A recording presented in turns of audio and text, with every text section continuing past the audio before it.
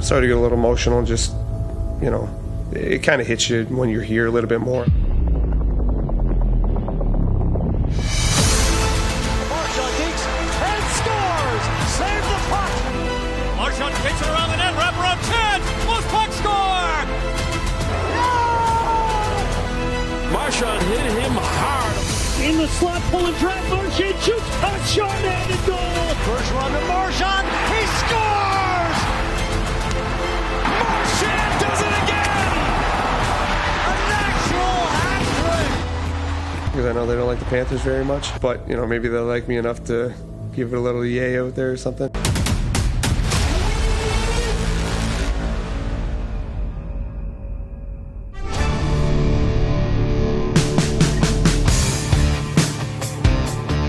What's your message to the fans? Yeah, my message to the fans. Obviously, I just want to thank you guys for a very incredible stint here. It's been the best years of my... Oh, sorry. Yeah. All right. You do have to do that again. Okay. Yeah, I just want to thank you guys for everything. For the last 15 years, it's been the best years of my life. Wow, Brad Marchand emotional yesterday addressing the fans, and he said in that interview too that it was weird coming to the TD Garden, obviously as it would be after 16 seasons with the Boston Bruins, off of a bus in the visitors' hallway in the visitors' dressing room. The suit, beautiful, Marshy looking sharp as usual, returning the former captain to the TD Garden as a member of the Stanley Cup champion Florida Panthers for the first time. We welcome you into our studio, our Salem studio for Bruins Face Up Live, presented by Plymouth Rock Auto and Home Insurance for Boston sports fans. Sophia and Barry here with you. And of course, we're going to address the Boston Bruins and what they need to do to get back into the win column, but it's impossible not to shine the spotlight on Brad Marchand. No, that's for sure. This is one of those days when that schedule came out beginning of the year. And we saw Tuesday, October the 1st. I remember you and I, we were circling that day. Away. We can't wait to be there. Yes. Well, ESPN said, you know what? We can't wait to be there either. That's so right. You guys are at the studio. Thank you. Yes, so ESPN has the game, but we are also going to have post-game. And if you're watching, you know that we do it best, right, Barry? We've been covering the Boston Bruins and Brad Marchand for as long as he's been here. We're going to go through him and all his memories and his antics, because his antics, he's still up to them. And this happened over the weekend, Barry, against Buffalo. Florida frustrated because they're riding a 4-game losing streak as well. But you obviously saw this in the highlights and what happened after ripping the helmet off. Oh, absolutely. And of course, this little rivalry is not only with Buffalo, it's with Darlene in particular. He and Darlene have had a long feud at each other. They both are intense. They both get on it. Neither of them want to give an inch.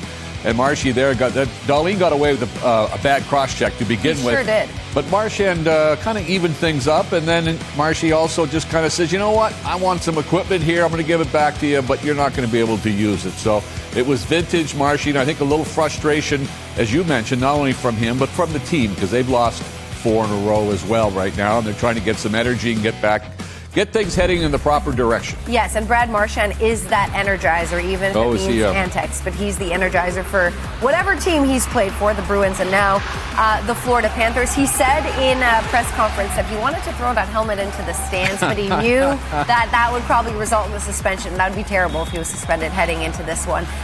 The Florida Panthers, like I said, haven't played since that game.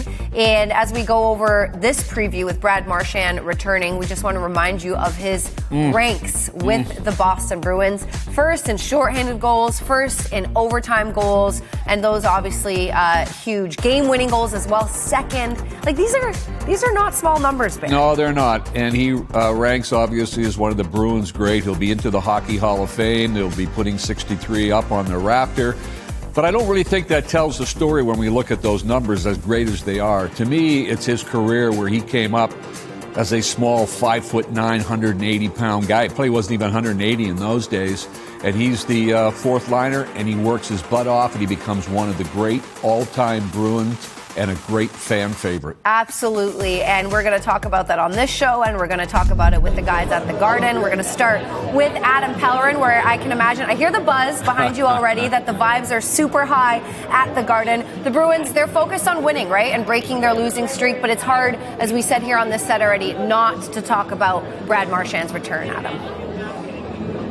Yeah, in fact, we're going to hear from Charlie McAvoy and David Pastrnak, who after the loss to the Utah Mammoth talked about the return of their old teammate and pal. But yeah, I mean, you guys were showing the numbers. I mean, the first NHL assist came on Garden Ice on this day 16 years ago when Brad Marchand made his NHL debut against Nashville. A 3-2 win for the Bruins. Some of the teammates included Zdeno Chara, Patrice Bergeron, and Marco Sturm. He was just 21 years old at the time, and now more than 1,100 games later, he's back on Garden Ice in a Panthers jersey, which is just so strange. It's so surreal, and that was the sentiment echoed by Charlie McAvoy and David Pastrnak, who are expecting some emotion but some chirps from their pal tonight. But yeah, definitely going to be weird. Probably when we get home tomorrow, start thinking, it's been a long time brewing, so pretty sure it's gonna be special and hard at the same time for him. But for us, we have other stuff to worry about. So it'll be definitely good to see him back, but at the same time, you have to maintain your focus. He chirps everybody. Do you think he'll chirp his old teammates? Oh yeah, he's for sure gonna be all over. He's gonna run his mouth and can't wait for the matchup. It'll be really fun and maybe he will be too nice. We'll see. Oh man, first time playing against Marshy, so we'll see what he has to say. I will be. It'll definitely send me a little back if he's got some chirps for me. That'll feel like practice all over again. But I am really excited to see him. That's a game that we got to go home and we got to get this right. So we got to win that game. But after, looking forward to giving him a big hug. Will it be weird to see him in the other uniform? Yeah, it will be. Most definitely. I've had so many amazing memories with him and an unbelievable friendship. So yeah, when it's all said and done, I can't wait to meet up with him after and give him a hug.